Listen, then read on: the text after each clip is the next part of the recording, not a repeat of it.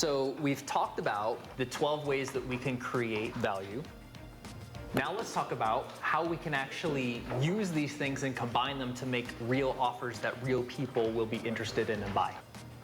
So the first idea here is an idea called perceived value. And perceived value essentially determines how much people want or need or value what it is that you're creating. And the real operative word here is perceived. So value is a subjective thing. There's no objective thing like mass or weight or dimension that you can use for value. Value is always in the eye of the beholder. And there's a really wonderful quote by Roy Williams. People don't trade money for things when they value their money more highly than they value the things.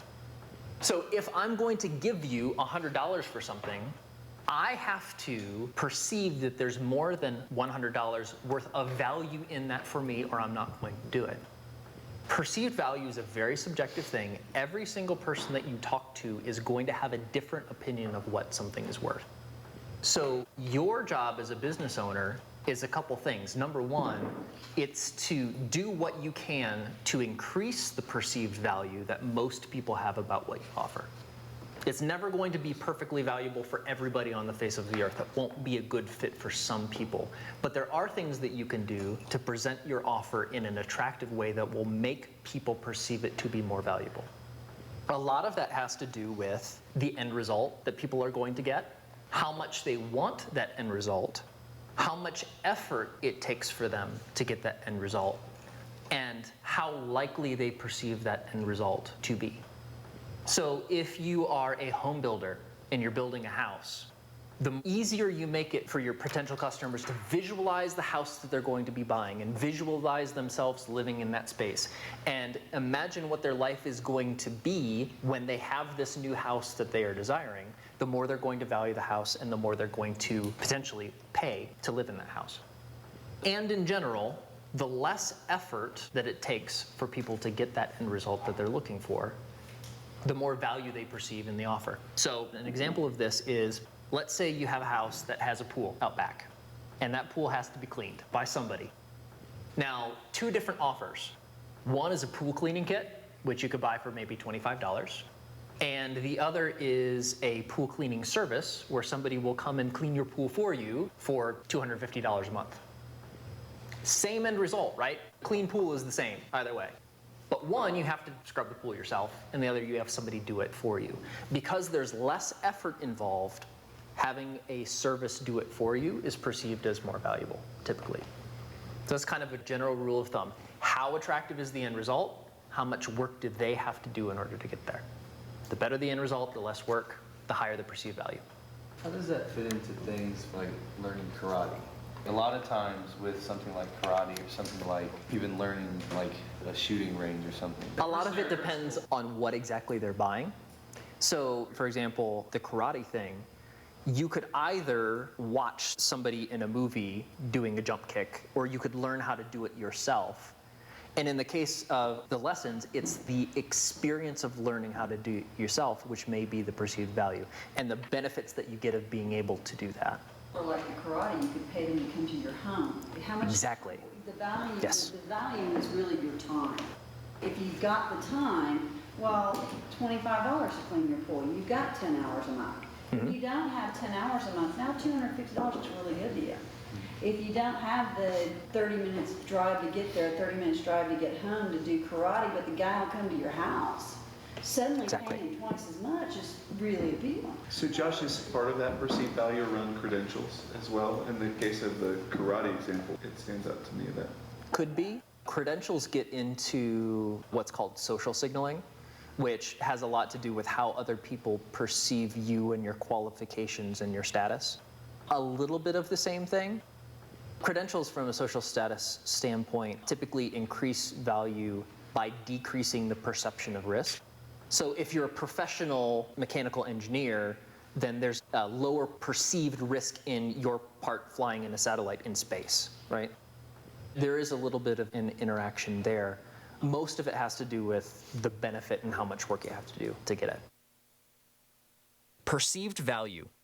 Questions for reflection. Which forms have the highest perceived value? How can you remove effort or frustration for your customers? How much would they be willing to pay for those additional benefits?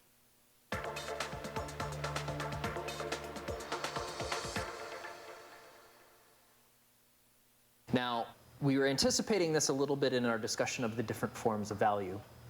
Modularity is the idea that most successful businesses combine multiple forms of value in multiple ways. So it's very, very rare that you're going to find a business that specializes in one and only one form of value. The reason for that is very simple. If you can create multiple offers to present to the same people, you're doing the marketing, you're doing the selling anyway, so you might as well have more things to sell them, right? And there are all sorts of things that you can sell them based on all the 12 forms of value. So modularity is the process of looking at your business in terms of what you're offering to your prospective customers as little individual bundles of value. A product here, a service here, a shared resource, a subscription, insurance, all of those things, think of them as atomic little units. Or think of them as Lego blocks. You have all the individual blocks, you can think of them as a discrete thing. But when you have the discrete thing, you can put them on top of each other and reconfigure and change and do all sorts of things to create some unique things that didn't exist before. And the more modular your business is, the more flexibility you have, the more things that you could potentially do to serve a customer. So selling more things to your existing customers, or there's an idea we'll talk about in a little bit called reactivation, which is contacting all of your old customers that haven't purchased from you in a while and presenting them a new offer that they may be interested in. So the lesson here is the more modular your offers are, the more options, the more flexibility you have to present either new customers or existing customers something that they're likely to take advantage of. Modularity. Questions for reflection. Could you offer value in multiple forms? What is the smallest unit of value you can create in each form? How could those forms be combined?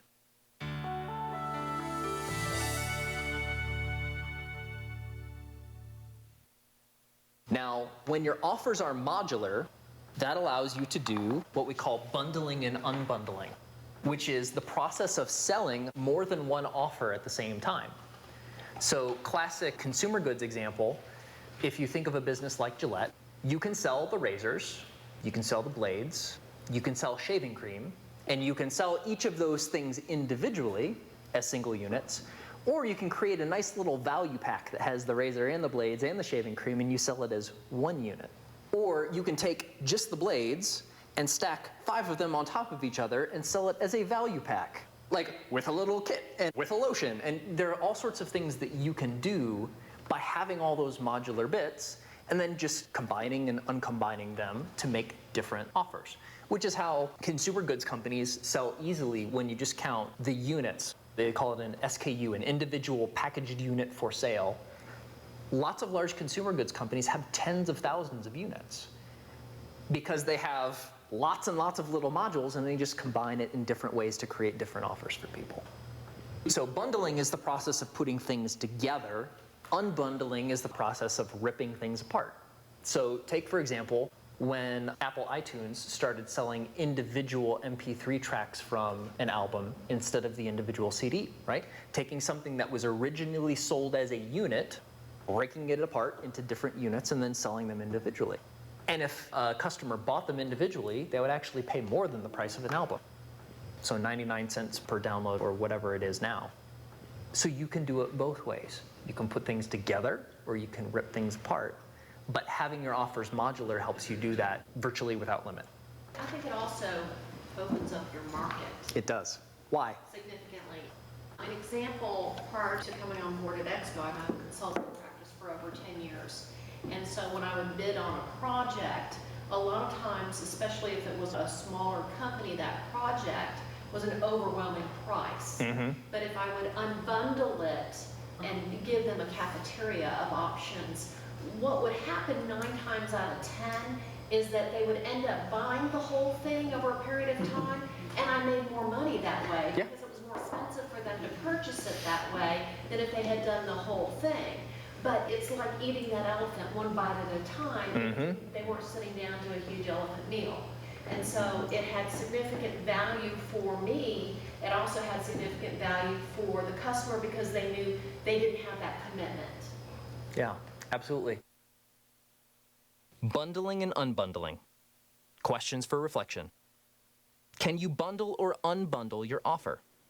How? What could you offer your customers if you took advantage of bundling or unbundling?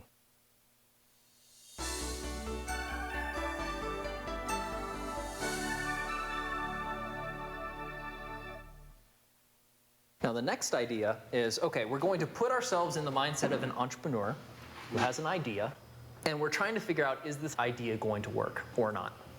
The very first thing that you start with is called a prototype. And a prototype can take many different forms, but it's basically just an early representation of what your offer is going to look like. So if it's a physical product, it may be a physical prototype, a model, a drawing, a picture, a computer rendering, could be any of those things. If it's an idea, it could be something like a single piece of paper that describes what it is, how it works, the sales process, things like that. You're just trying to get this idea out of your head into a form that somebody else can take a look at and understand what the heck you're doing. And the general rule is to get the best results from a prototype, because the value of the prototype is being able to show it to somebody and get feedback. So to get the best results from that, it's in your best interest to create a prototype in as close to the final format as you possibly can. So if you're going to be selling a physical item, you need to create a physical prototype that somebody can look at. If you are going to be creating a website, you need to have something on a computer screen that people can look at. As close as you can get it to the finished product, the better, because you'll get better feedback that way. The purpose of the prototype is not to make it perfect, it's just to get a good enough representation to get feedback. That's it. Prototype. Questions for reflection. How quickly can you create a prototype to show your potential customers? How tangible and realistic can you make your prototype? Who can you ask for feedback when your prototype is ready?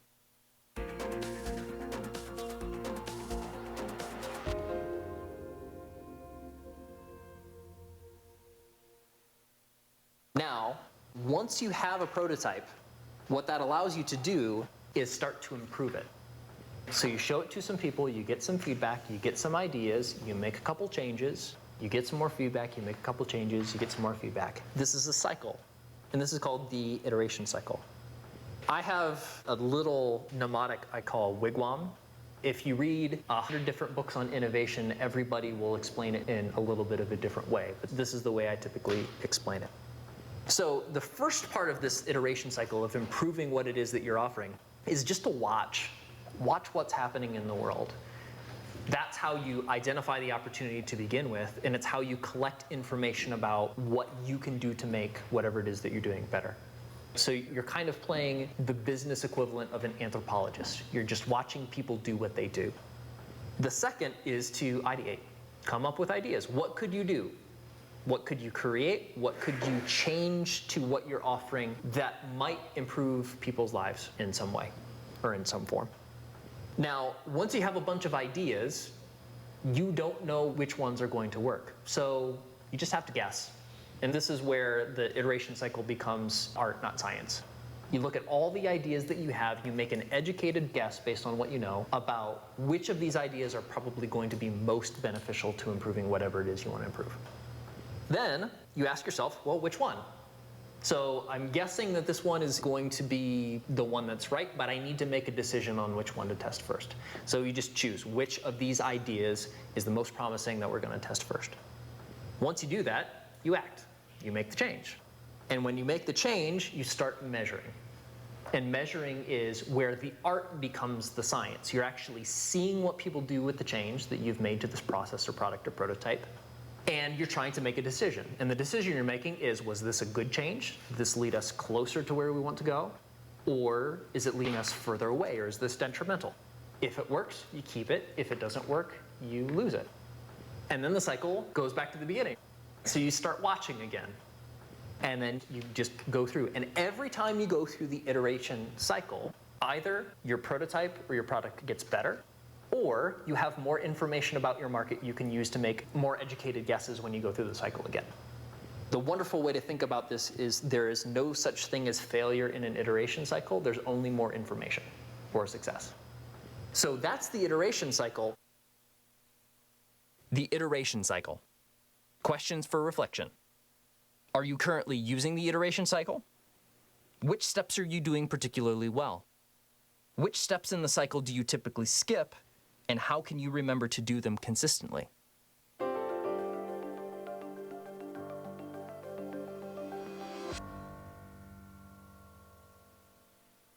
Iteration velocity is building on top of that idea.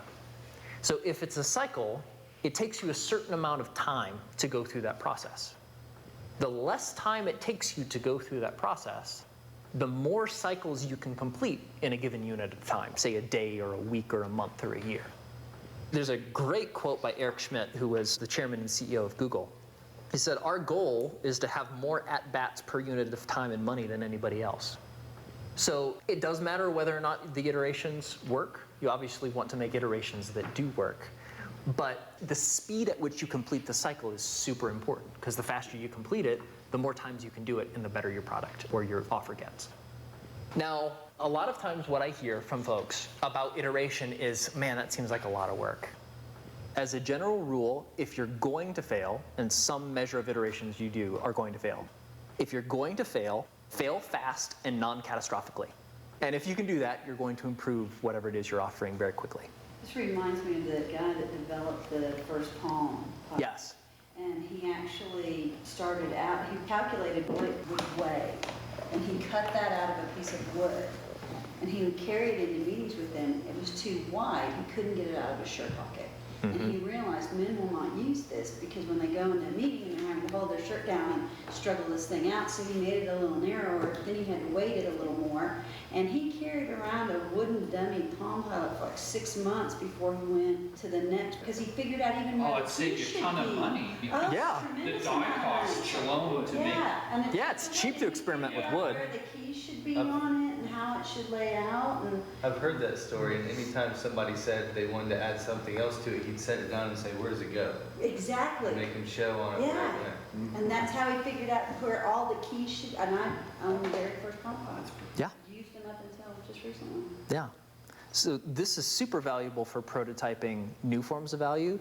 It's important to know that this also applies on a systematic basis to every single part of your business. So I have a client right now in financial services who is basically using this approach to improve his prospect conversations. So he's forming hypotheses about what to talk about first, in what order, how to frame things, all of that, and he's using the iteration cycle and iteration velocity. Every single call that he makes gets better and better and better and better and better. Iteration velocity. Questions for reflection. Have you planned for multiple iterations? How quickly are you currently iterating? What can you do to make it easier to iterate even faster?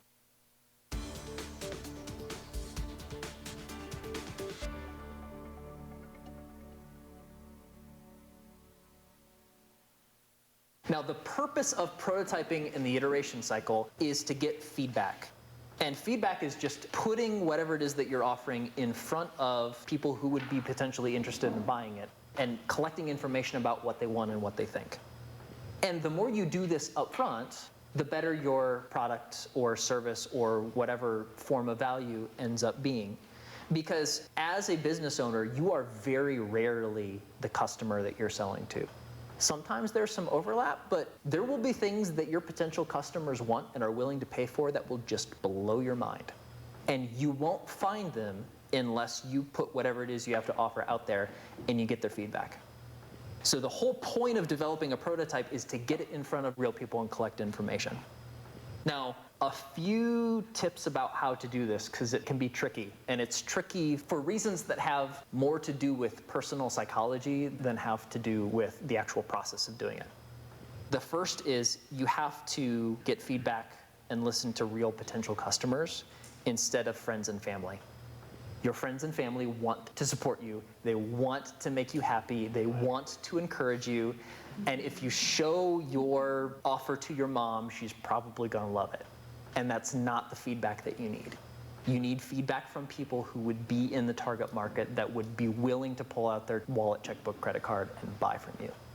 The technical term for that is sample bias. You need to get people who aren't related to you, don't know you from anyone, and don't care, and aren't hesitant about hurting your feelings if you really have a dud. And that can be challenging, but you just need to make sure you're talking to actual real target potential customers. The other thing is ask open-ended questions. And this is one of those things that if you're developing a new form of value, you obviously believe in it enough to spend your time and resources and energy there. And so there's a tendency to ask questions like, this is really great, right? This feature's really fantastic, right?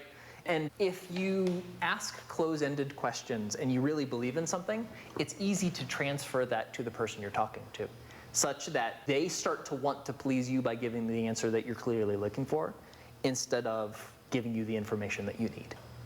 And when I was in the consumer goods business, we did a lot of customer testing, and this is consumer research 101.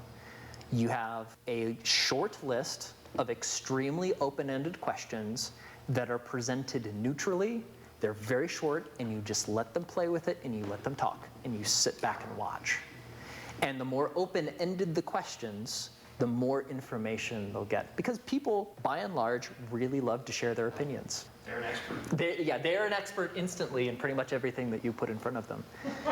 And so the lesson there is just present what needs to be presented and get out of the way and let them talk. And if they don't talk, that's a sign of apathy, and that is the death knell of any particular idea. So silence can be valuable from them as well. The other part is, I say, steady yourself and keep calm, because in any form of research, you will hear things, if you're invested in the idea, that you don't want to hear. You really don't. You're in the process of writing a book as well. You want to share your experience? I actually got together my list of reviewers, and so I put out the first draft about a month ago and sent it out to them. And there was one reviewer who laid it out quite frank. It's like, this sucks, this is bad, you need to do this. All very constructive criticism, but ooh. Yeah. I initially skimmed over it and I was like, I'm terrible. I shouldn't be doing this, I'm gonna hide in my hole for a week. And Right. But it was all valid feedback, but just very, very hard to take. And nobody wants to hear their baby is ugly, ever. But from a business situation, if you're developing all sorts of different potential offers and you want to make sure you're focusing on the right one, if your baby is ugly, you want to know that up front. Soon, as quickly as possible, so you can do something else. This was just like a little hobby thing I did, but I had a little feedback session with people they didn't know they were giving me feedback. Excellent. Even better. I kind of designed a robe that I called it a retro robe. And it was so very different, couldn't find it, served a purpose. And so what I did was, so I had the prototype and I had it made for myself. And I wore it to a women's weekend with women that I knew but really did not know that well and didn't tell them. Ah, good. And because it is so different. I mean, you can't go into Neiman's and buy it, you can't go into Penny's and buy this thing. And so it was really interesting because these women were my target market based on income and what have you. And it just so happened that it worked out that way. So it was really interesting. I got a lot of information by, one, the comments, the compliments, the questions, the lack of interest. Mm-hmm. And then after a period of time, then I kind of revealed a little bit, oh, I'm thinking about doing this. I wonder what I need to do to make it better. Then all of a sudden I got a flood of comments. Yeah. And what was really interesting was to see what the response was afterwards. If anybody contacted me to say, hey, let me know, can you give me a heads up, kind of things. So it really provided some very valuable data points for me. Absolutely. And they didn't even really realize what my intent was. Well, no, that wasn't my intent for being there. Yeah. It was taking advantage of an opportunity to get some feedback I was interested in. That's actually the very most valuable situation you could find yourself in from a feedback standpoint. Because a lot of people get self-conscious when they know they're being expected to say something brilliant. And so if they're providing feedback, but they're not self-censoring that feedback by being paid attention to, that's super valuable too. Did you have anybody who absolutely hated it? No, I don't think that there was anybody that hated it. There was probably some people that might not have been their style. Yep. Or that kind of thing. And because of life, that hobby got backburnered. But the coolest thing was like over a year later, somebody called, when are you gonna do those robes? What happened Excellent. to the robes? I want my robe. Yeah. And a lot of times when you're getting feedback, there will be some small segment who really doesn't like it and will tell you so, sometimes emphatically. And a lesson from the feedback process is that's actually not as bad as it emotionally feels. Because the worst thing that can happen is not emphatic dislike, it's complete and total apathy. It's like, yeah, whatever. It doesn't matter if some people absolutely hate what you're doing, as long as enough people love what you're doing to make it worth it. Shouldn't there be some sort of a bell curve, I would think? I mean, there's Depends on the people idea. either end. Yeah, I mean, sometimes the curve is lots of people really like it, lots of people super dislike it, and there's nobody in the middle. Yeah. So yeah, a lot of it depends on how controversial the idea is, which we'll talk about in marketing. Now, one final thing about the feedback process. The very best piece of feedback you can get about the strength of an idea is if they're willing to buy it. And so on the robe idea, one thing that would be a really clear example of market viability here is saying, well, I'd be happy to take your pre-order. Can you write me a check? It's going to be X amount. When you're asking for feedback, particularly about pricing, if you ask the question, how much should this cost? Seriously, it's gonna be free or really low, right? It's one of those questions you should expect the answer if you're going to ask it. Exactly. You have to ask it a very specific. Exactly. Which actually leads us to the next idea, which is this idea of alternatives. Feedback. Questions for reflection. Where can you find potential customers to ask for feedback? What will you ask them? How can you pre-test each prospect's willingness to purchase the offer when it's ready?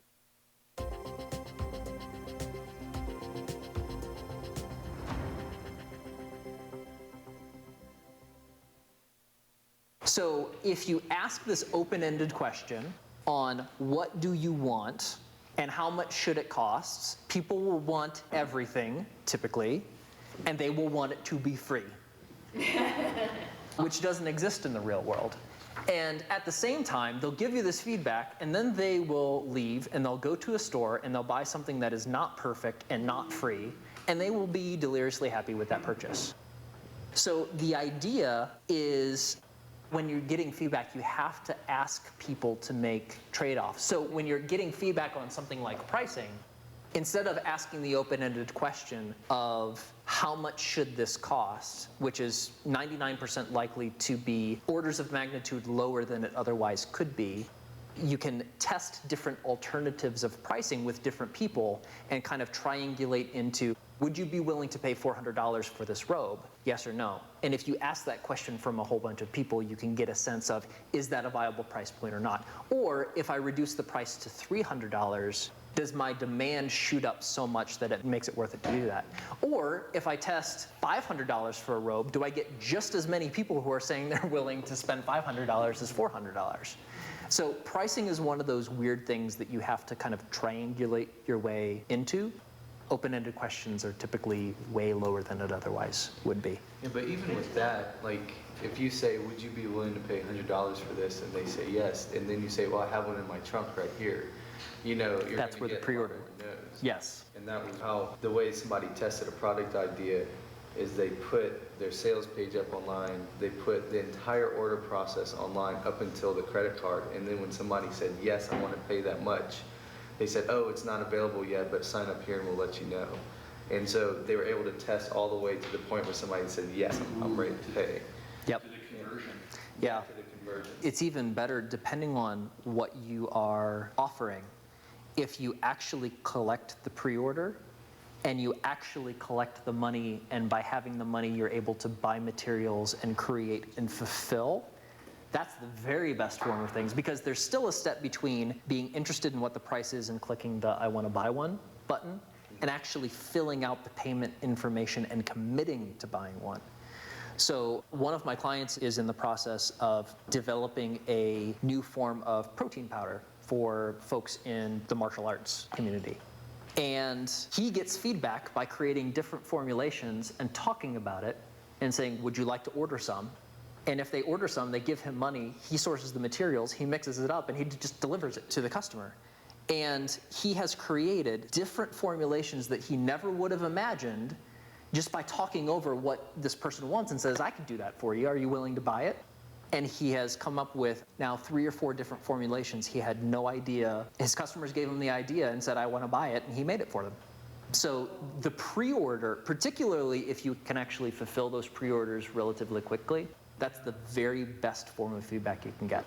I've heard of several people do that with info products, like information products, where they'll sell it, and once they reach a certain threshold, they'll just go out and put their head down for 2 weeks and build the entire thing. And then if it never reaches a threshold, they just refund everybody's money.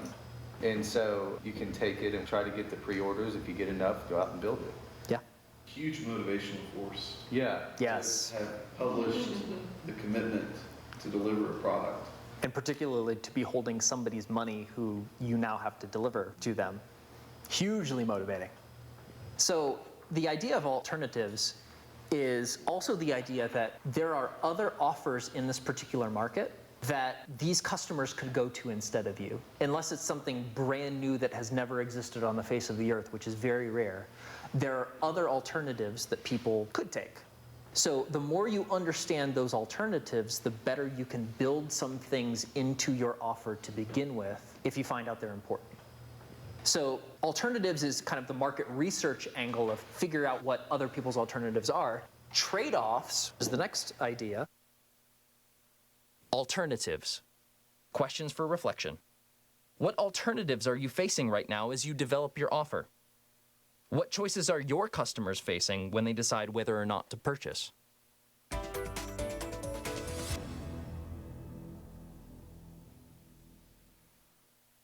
Trade-offs is the idea that there's no such thing as a free lunch when it comes to offer development.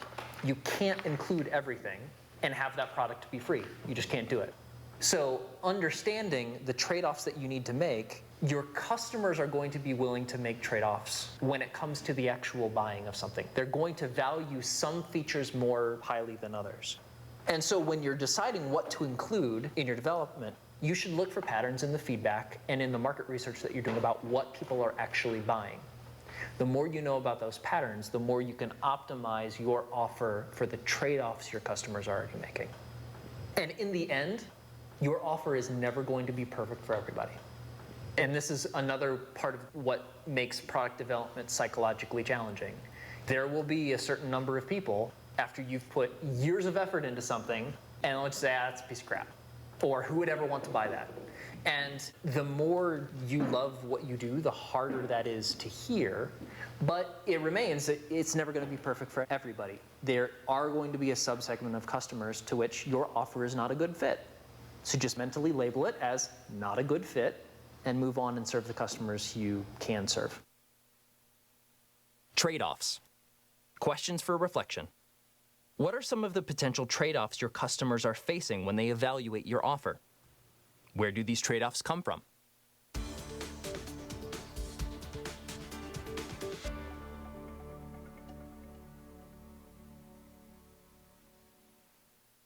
So when we're thinking about the trade-offs that people tend to make when buying things, there is a very convenient checklist of economic values, trade-offs people tend to make around pretty much everything.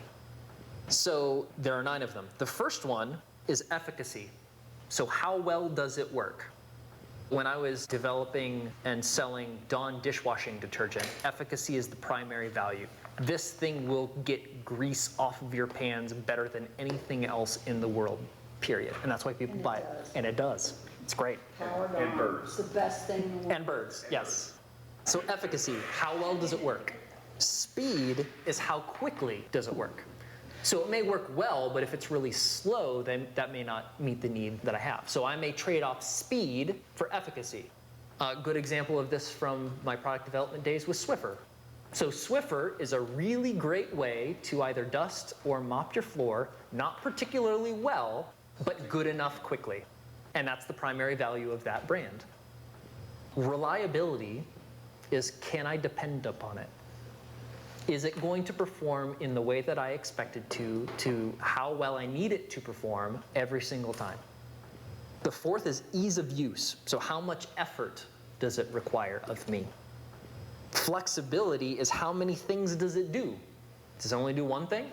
Can I do all sorts of different things with it? So think of it as a single-purpose knife versus a Swiss Army knife. That's a trade-off in terms of flexibility. Status starts getting into the social element of things. What does it tell about me to others? What signals does this send about me as an individual to other people that I care about? Aesthetic appeal is how pretty is it? Is it beautiful? Is it enjoyable to use? Emotion is how does it make me feel when using it? So if I buy a Jeep and I never drive off-road, but driving that Jeep really makes me feel like an outdoorsman, that's a benefit. And the ninth is cost. So how much do I have to give up in order to get it? So when people are making economic trade-offs and deciding what to buy, those 9 factors are almost always at play in some way, shape, or form. People will trade off less of something. So it may cost more money, but it works better. Or it may cost more money, but it makes me feel better. Or it may not work as well, but it works faster. And there's always this kind of seesaw that's going on across 9 different dimensions in terms of what people want. But that's the idea. People are willing to trade off less of one thing for more of another. Now, there's an interesting thing that was written in a book called Trade-Off, surprisingly enough, that most improvements, you can kind of group them into 2 general areas in most businesses. And those 2 groupings are called convenience and fidelity. So convenience is, think of the pizza market. So Domino's pizza delivered is not the highest quality pizza you will ever find on the face of the earth. It's not beautiful. It may not particularly make you feel a warm glow when it's delivered. It's good enough, it's fast, it's reliable, and it's easy, right? And so that grouping for a specific type of customer is very attractive, and that's why Domino's does really well. The counterpoint of that is the fidelity market. So think of the original Pizzeria Uno in Chicago, home of the deep dish, right? That's where it all started. That is not easy. That is not convenient. It's really expensive. But the experience of it, the aesthetics of it, the feeling of it is completely different. And so consumers, or people who are going to buy your offer, tend to go more towards either the convenience camp or the fidelity camp. They may buy the experience and will pay a lot more for it, or they may go to the convenience aspect. The real lesson here is don't try to do both at the same time, because then you end up doing a whole lot of nothing. So if there's an existing product which hasn't hit the market yet, it was developed by the company owner for a very specific need, but I don't know how to get it out there. So I'm thinking, the research I've sort of done to date, I found some inclination of who the target audience would be broadly. But I'm trying to think about, so if I'm going to go get feedback, Yeah. kind of applying this, do I not make a presumption and just kind of put it out there and see if they go towards convenience or they go towards fidelity? Yeah, leave it open and ask an additional question which may not sound like it has anything to do with anything, but is very important. What other things do you buy? Right. Just to give you a context for, are they experiential and fidelity, or are they? Yep. It's called an affinity group. So if a customer is giving you feedback and you also know that they shop at Neiman Marcus, they're probably more of a fidelity customer. If they are a big proponent of Walmart, yes, they are a convenience. I fly Southwest, but I know when I fly Southwest, it's, the whole cattle herding kind of deal. Is it my preference to fly Southwest? I try to fly them as little as I can. Do I appreciate the heck out of them and think they're an amazing company? Absolutely. And do I get what I think I'm going to get every time I do it? Yeah, I get where I'm going to go safely. I get there almost always on time. So it's good enough to price. And if it gets me where I need to be at that particular time. Yeah. So just asking about an airline as an affinity group may not be very representative of you totally. So if you're going to ask that question, ask it in a whole bunch of different areas. Where do you shop? What airline do you fly? What type of computer do you have? What's your phone carrier? Like all of those things, just a clearer picture of that person's preferences overall. It seems to me that this list and whatever product service you're offering and getting these questions answered really gives you incredible data to create a marketing campaign. And I mean, really, you understand what the features, benefits, everything are just by going through this, and it could be the same product, but how you market it to one group and what feature you're going to market to another group could be very different. Yes. And that this would give you kind of a dissection of that. The secret sauce of large marketers and advertisers, P&G included, which is kind of well known for all of that stuff, you're exactly right. It's all of this stuff. They do it very thoroughly, they do it very systematically, and it's used for both product development and in the marketing and sales process that comes after it. That's how it works. There's no magic. It's just a lot of very systematic research.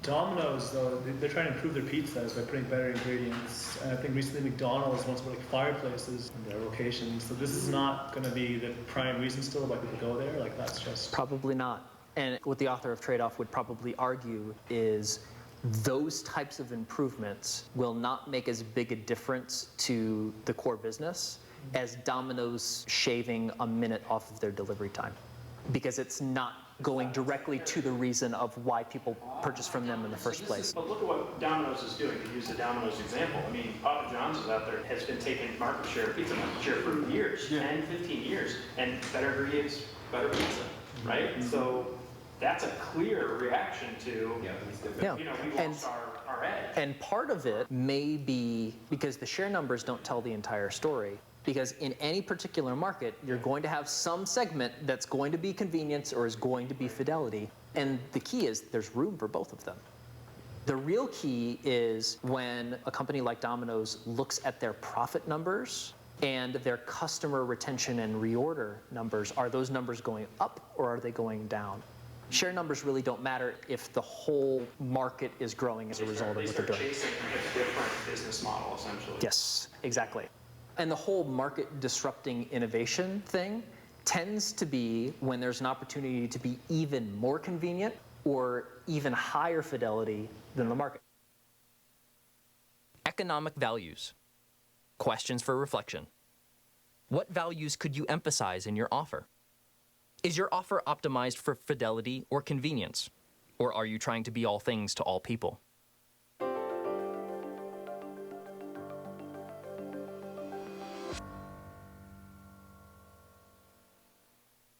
Now, this actually leads to a very specific tactic that can be generalized. There's all sorts of ways to do it in practice, but when you are asking people for feedback about an idea, and that involves collecting information on multiple things that your offer could do or could provide, if you ask people what they want, they'll tell you D, all of the above, right?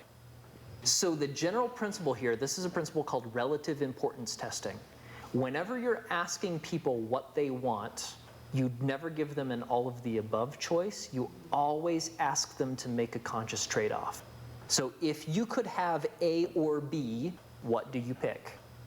And you may have a list of 6 to 8 things that you want to test. You can just give them multiple trade-offs of different things in the same thing. So if you could have A or B, A or C, A or D, iterate through that entire sequence.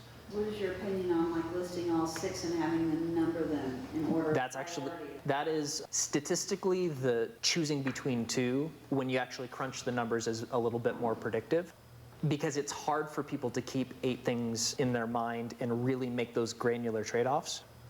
But if you're going to do a quick and dirty approach, yeah, I mean, that would work very well. Or you can do something like give a list of things that it could do and give them, say, 20 points. And each point is a vote, and each point can only go on one thing. The way that you do this in practice, and there are about 100 different ways that you can do that that kind of approximate this. The methods that you choose largely rely on how much time you have, your math skills, and how much dedicated resources you can put to the research process. So if it's just you and you're doing the development and you're doing the market research and you're doing the marketing, the sales, and all that stuff, use the quick and dirty, because that's going to get you 70 to 80% of the value. If you have the time to do this, there are $100,000 pieces of software by very large companies that will use Bayesian statistical analysis to give you a precise percentage on exactly how much people love a certain feature. But it's not necessary in the vast majority of cases. Well, there's a real value in that if you're picking car colors, paint for car colors, because the amount of money you have to spend to buy chemicals to make the certain colors, then it actually does. Right. It is important to know because there's a dollar value. But on the really low scale, it can be as simple as like, you're thinking of 3 features to add to the next iteration, sending an email and say, I'm going to do one of these 3. Right. Email Let me know back which and one. Tell me which one. Yeah. And now you've got your feature, because they had a trade-off between 3 things. Exactly. So generalized concept, all sorts of different ways to do it, but that's the general idea. When you're asking people to do things that require a trade-off in the real world, ask them to make the trade-off as part of the feedback process. Relative importance testing. Questions for reflection. What values or qualities could you test as you develop your offer? How could you use relative importance testing to gain additional information about what your prospects want?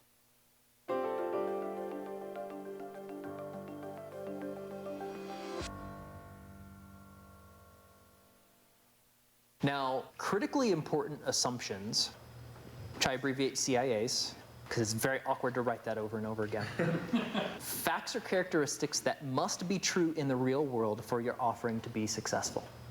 There are some things when you're actually working through value creation, marketing, sales, value delivery, finance, we're starting to anticipate how value creation goes into finance a little bit here, which is there are certain things that have to be true in order for you to collect more money than you spend for it to be worth it. So take a startup business like a yoga studio. There are some things that you need to have in order to run the studio. You need instructors, you need a space to work in, you need some marketing, you need some systems to make sure you're collecting revenue, things like that. If you add up all the things that you're spending, that gives you a total expense number, right? Your revenue, critically important assumption, your revenue must be equal to or greater than that expense number in order to stay in business on a monthly basis. That number divided by the number of folks you have paying a monthly subscription fee equals the number of people at that price point that must be subscribed on a monthly basis in order for you to break even every month. So you can say, after going through all of these things, you can say, let's say that number is 212. If my active subscriber base is less than 212 on a given month, I am losing money, I am in trouble. So the key idea with critically important assumptions, and why we're talking about it now, is when you have an idea, you can start to figure out what those CIAs are in advance. What assumptions have to be true in order for this to fly? And if you know the assumptions in advance, you can start testing them in advance. So, for example, one thing that happens a lot with yoga studios, and actually happened when Kelsey, my wife, and I were living in New York, this was very much a fidelity play. One of the most gorgeous yoga studios you have ever seen in your entire life was opening up about 5 blocks from where we were. And the company, it was called Pure Yoga, and the company did something very intelligent. They had the space, they started to gut it, they started to do some of the development, but a block and a half away, they opened up a pre-sale office that was very small. It was inexpensive to rent. They only rented it for a couple months. They made that sales office a little prototype of the yoga studio. So what it would feel like, the types of things they would have, the music that was playing, all of these things super cheap. I think they put it up in a month. And they were collecting pre-sale memberships for a yoga studio that didn't exist yet. And the plan, I haven't talked to the founders, but I can almost guarantee that this was a thing. If they didn't hit a certain threshold of pre-sales, cut the lease, we'll sell the building to somebody else, we'll cut our losses, and we'll do something else. So that's a brilliant way of, they knew exactly what they were doing, they knew what the end product was going to look like, and they knew how many members they had to be in order to make that fly on the Upper East Side of New York City. So you can do this with pretty much anything, whether it's a product, or think about selling like coaching or consulting or whatever. You know what your overhead needs to be. You know how much you need to bring home on a monthly basis. You know what your tax rate's going to be. You know at least a rough order of magnitude of how much per client you may be able to charge. you can start to back into how many clients do I need to have active at any given point in time in order to make my rent every month. Same general idea. The thing with the critically important assumption is you're anticipating those things in advance, and your discovery process is designed to prove that your critically important assumptions are true. And if a single one of those assumptions is not true, you're in trouble. Critically important assumptions. Questions for reflection. What has to be true in order for you to succeed? How can you test these critically important assumptions as quickly and inexpensively as possible?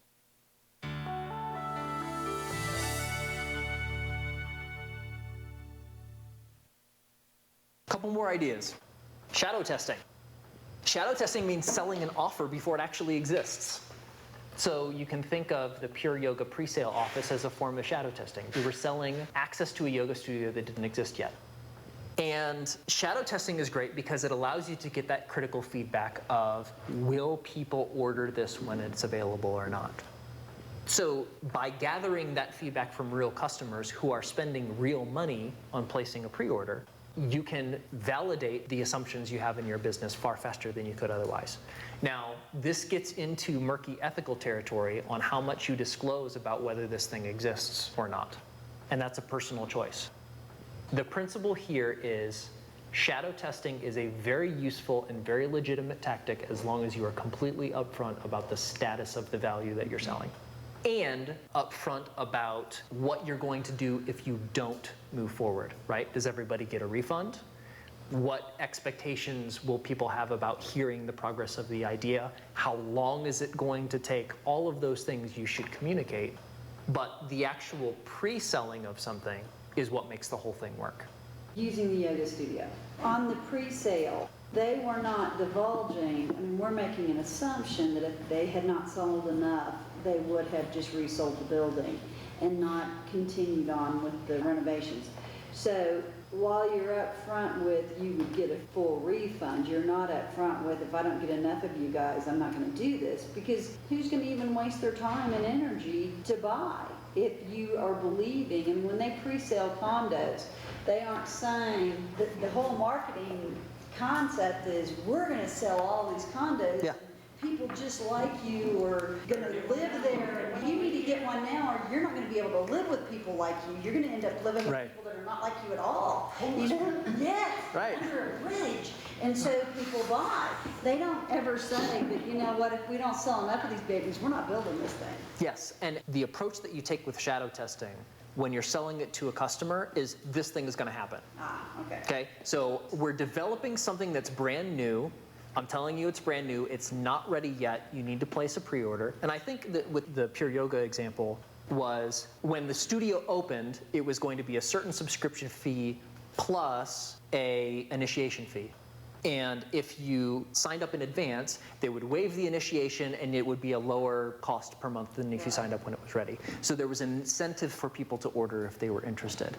But the contract was such that if they decided for any reason not to move forward with the studio, they would just consider the contract null and void and they would notify you. But yeah, I mean, in terms of tenor and approach, you're selling it as it's going to happen. Okay. Josh, are you familiar at all with Kickstarter? Yes, very familiar. It's just another great example of shadow testing. That's almost pure shadow testing. Kickstarter, for those of you who aren't familiar, it's a website that allows people to have an idea about something they want to create, and they may create a prototype or a description or a sell sheet, whatever. They post it on the website, and they solicit pledges to effectively purchase this thing when it's ready. And there are different levels of pledges with correspondingly larger bonuses. And basically, the company sets a threshold of, we need X number of dollars in order to make this thing happen. And what Kickstarter allows them to do is to solicit effectively pre-orders for this thing. And if they don't meet their threshold, everybody gets their money back and it just doesn't happen. But it also turns the funding of an idea into a very interesting social thing and allows people to get cool stuff they wouldn't be able to get otherwise. But that is a very straightforward example of shadow testing. This company is selling an application that doesn't exist yet, but they're doing it in a way that's funding the development of it existing. So it's a very smart thing to do. Another really cool thing about Kickstarter is it's also kind of a distribution model for really small, very high-end premiums. Yeah. So where artists would not necessarily have a mechanism to market a $5,000 seat at a pre-concert meeting. Or a $400 robe. Or a $400 robe, yeah. That gives them the exposure, it gives them the audience aggregation, because people are already interested in that type of thing because they've searched in Kickstarter for something similar. Right. Yeah, like a friend of mine was doing a workshop in Portland, needed a photographer, found somebody on Kickstarter that was trying to do a photography project. If you paid this much, she'd come and do an hour session for you. So he got his photography and he got to feel good because he was supporting this Portland photography project. Yeah, all shadow testing. Shadow testing. Questions for reflection. What can you test before creating your entire offer? How can you encourage your prospects to pre-commit or pre-order before your offer is ready for sale?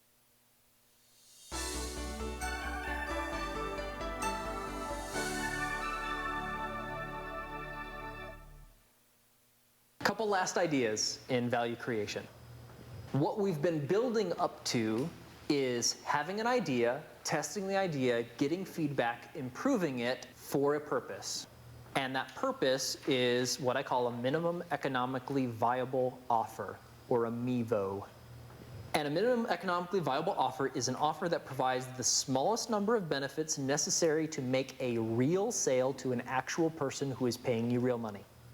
So it's basically the next step past a prototype that somebody actually pays you for. So the idea here is if you're doing development intelligently, the worst thing that you could do is to spend decades and millions of dollars developing something that nobody wants, like the Segway, right? Absolute worst thing that can happen. The best approach is to build something very small that you improve and get feedback very quickly to the point where you have proven that you can sell it to real people, preferably more than one. So my preferred threshold is 10. If you can sell something to 10 people, you've got something, right? So creating the minimum economically viable offer is the goal of the value creation process. It's where you know you have something valuable enough that people will pay you money for. And when you have that, you can start doing things like marketing and sales and making sure you can deliver it effectively and scaling up the production. But until you have a MIVO, you don't have a business. So the name of the game in early stage business development is getting to minimum economically viable offer as quickly as you possibly can. This is also referred to as beta. Yes. So beta is a term that software companies typically use for this. It's kind of the minimal feature set that's still kind of in testing mode, but it's live and people are actually using it. And the reason we think about product and offer development in terms of MIVOs is it really reduces your risk substantially. You're not spending a lot of time, you're not spending a lot of money, you're going really fast and getting to the point where you're actually selling something.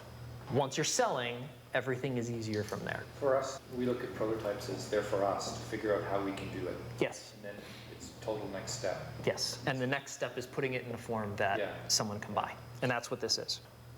Because once you start selling to people, you start getting a whole new array of feedback of what's really working, what's really not working. And it's hard to get that without having paying customers. So minimum viable offer is basically how do you get to the point of getting feedback from real customers as quickly as possible.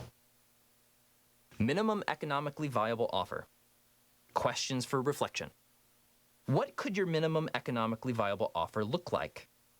What's the shortest path between where you are right now and taking orders from your paying customers? How can you start testing your critically important assumptions as quickly as possible?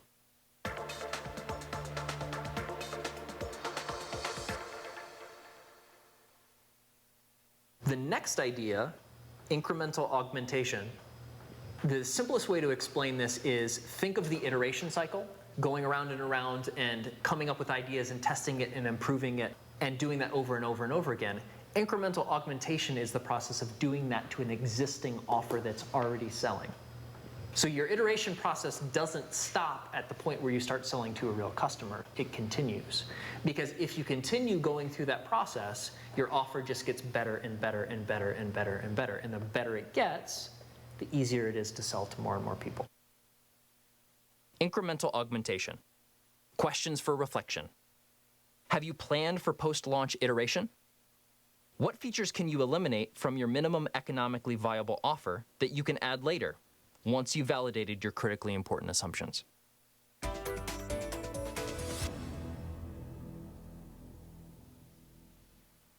One last idea in value creation, which is field testing. Field testing is creating, using, and iterating on your offer before offering it to your customers in the environment in which it's going to be used. So the colloquial startup phrase is eating your own dog food. You're actually using what you create. And one of my favorite examples of this, a story I heard, is there is a outdoor equipment manufacturer just north of Denver called Kifaru. And they make really, really high-end backpacking and camping and hunting gear.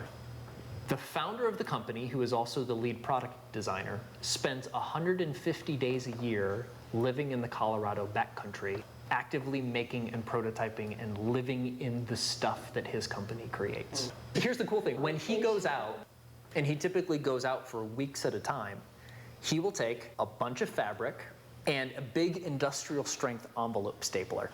And he will sit in the field and create tents and create backpacks and create slings and create all of the products that his company sells. And his rapid prototyping is scissors, fabric, envelope stapler. I now have a backpack. I'm going to go hunt a deer. And the reason Kifaru's products are so darn good, and they're good and they're expensive, a backpack from Kifaru is going to run you minimum probably $500. But serious outdoorsmen and soldiers in the field and anybody who really needs the very best backpack that money can buy will probably buy a Kifaru because that has been field tested for half a year before it ever hit the market. So there's a lot to be said for developing something that you are going to use day in and day out, because the process of using it helps you generate ideas that are going to help you make it even better. For me, and for other people that do similar things to me, is consulting a lot of times can be the field testing. Yes. So a lot of the value I bring to my clients is that I've worked with so many clients. So I'm gaining experience and gaining knowledge from all these different authors. So my next author always gets the best, and then the one after him gets the best because I learned a little bit more, and then I can over time see what works, see what doesn't work, and package that up as a product that I can then sell to other people that can't afford me to hire directly. But now I've field tested all of these ideas on all these different areas, and now I can package it up. And so it's not even so much like I'm not field testing for me, I'm field testing as I go for clients. Exactly. And then I can turn those into products over time too. Any other examples of field testing you can think of? Automotive manufacturing. Entire teams, they develop a new car and they take it to a racetrack, they take it to an outdoor obstacle course, and they test it like crazy with drivers that will push it to the absolute limit. Because those drivers are able to give feedback, very sophisticated feedback on how something is performing, which allows the engineers to go back and improve it on the next cycle. When I was in the household products category, I was actually developing a product to clean toilets. I purchased and used every single product to clean a toilet on the market that existed across 10 different retailers. Because when we were making product development decisions about what was important, I had direct experience with every single thing that was on the market. And then when we had prototypes, I tested those too. So there's a lot to be said for being your own best customer and really putting what you're developing through the paces. So that's the moral of the story. Use what you develop, you'll learn more that way. Field testing. Questions for reflection. Do you use what you make every day? How can you expose your offer to the rigors of field testing before and after it's made available to your customers?